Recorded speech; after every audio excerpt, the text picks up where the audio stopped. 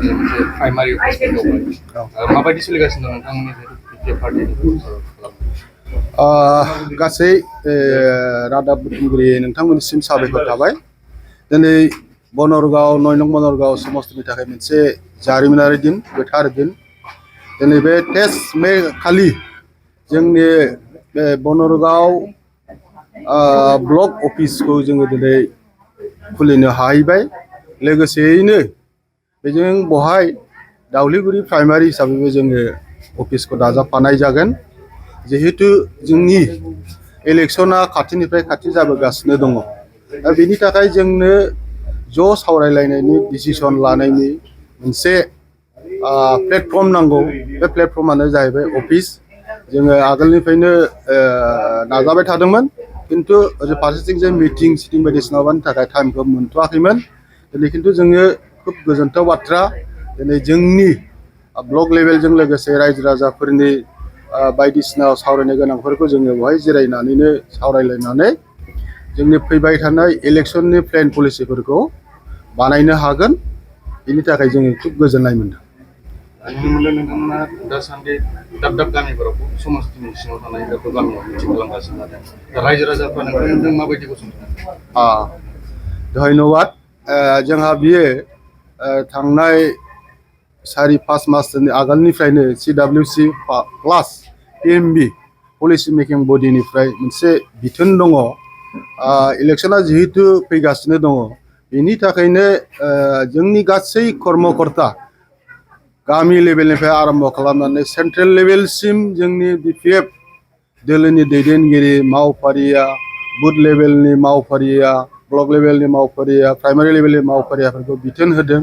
बे हिसाबै जोंबो बा आंबो नैबे ब्लक लेभेलनि दैदेनगिरिफोर, प्राइमारि लेभेलनि दैदेनगिरिफोरजों जोङो शेड्युल प्रग्राम बानाय राजुहुवा मिटिं बानायदों। लोगोसे जोङो दा बुथ लेभेलावबो हाबे मिटिं खालामगासिनो दङ। आरो जोंहा सम सम हाउस टु हाउस, न'खर न'खर हाबनानै जों माबागासिनो दङ। बेवहाय हाबनानै नुनानै रायलायनायनि गेजेरजों गोबां मोनसे पजिटिभ नुदों। रायजो राजाफ्रा गासिबो लुबैदों बे बाराव बिपिएफखौनो नांगौ।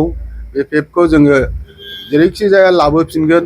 बेबायदि रेसपन्सखौ नुनानै आंबो सासे बिजाथि हिसाबै, दाबिदार हिसाबै बिराद इत्सुक जादों। लोगोसेयै आंनि ब्लकनि टीम बिथांमोननि जे स्पिरिट, बेबो आंखौ जथेस्थ' इनकारेज होदों। ओमफ्राय बे बिथिंनिफ्राय जे गिदिंनानै आं नुनो मोनदों बुहुद पजिटिभ।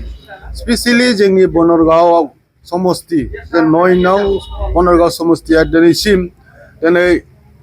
खनबा जागोन नैबे इलेक्शना, बेवहाय खेबसेबो जेनफेराखै। बे बारावबो जोङो जेना। मानो होननानै बुङोब्ला जोङो भटार एनालिसिस खालामनानैबो मोनदों जोंनि भटार्सआ दासिमबो मेक्सिमाम दङ। 70% दासिमबो जोंनि बिपिएफ हिसाबै भटार्स दङ। जों बेखौ अलरेडि एनालिसिस खालामना मोनबाय। बे हिसाबै जोंनि टीम, आंजों लोगोसे आंनि मावफारिया बिराद खुसि। दा जोङो जास्ट बिसोरखौ रिमाइन्ड खालामदोंल'। बे हरनि आगोल आगोल मोनसे जोङो बिथांमोनजों सावरायलायनायनि गेजेरजों आरोबाव जे बिपिएफखौ लाबोनांगौ, बे खोथाखौ जिहेतु बिथांमोना गोसोआव दंखायो। जों बिथांमोनखौ जास्ट ओरैनो इनफरमेसन बा बिसोरखौ ओरैनो माबा हिसाबै जों बिजेपिनि एमसिएलए राजु कुमार ब्रह्मजों गोबां बिपिएफनि हेफाजाबगिरिफोरा जयेन जाबाय। माबायदि? बिथां राजिब कुमार ब्रह्म बा डेम'क्रेटिक कान्ट्रि, बेवहाय बयहाबो राइट्स दङ। खालि राजिब ब्रह्मल' नङा, गोबां बेवहाय पलिटिकेल हान्जाया भट गेलेनो सेस्था खालामगोन। बयबो नाजागोन। बिथाङाबो सासे केन्डिडेट हिसाबै बिग्रा, बे हिसाबै बिथाङाबो गावनि सेस्टाखौ खालामबाय थागोन। जों मिथिगौ जोंनि जायगायाव गोबां मानसिफ्रा ओरैनो थांलाय फैलाय गासिबो नट अनलि जोंनि बनरगावल' नङा, नोंथांमोना माजबाटनिफ्राय आरम्भ खालामनानै श्रीरामपुरसिम बे रोखोम जयनिं ओरैजालाय जागासिनो दङ बा जादों। आरो माखासे नट डाउट बे बोसोरबासोआव जोंनि दानि सरकारनि जायनाखि बेंनाय, बेवहाय रांखान्थि साइडनिफ्राय गोबां उसुबिदा रायजो राजाफ्रा मागासिनो दङ। बेनि खाथिराव हयथ' सोरबाया सासे सानैया एफा एनै मददनि थाखाय थांदों। बेवहाय मेजर बिदि थाङाखै। जेसेबां थांदों बिसोरो 7नि जायगायाव 100 जन देखायदों।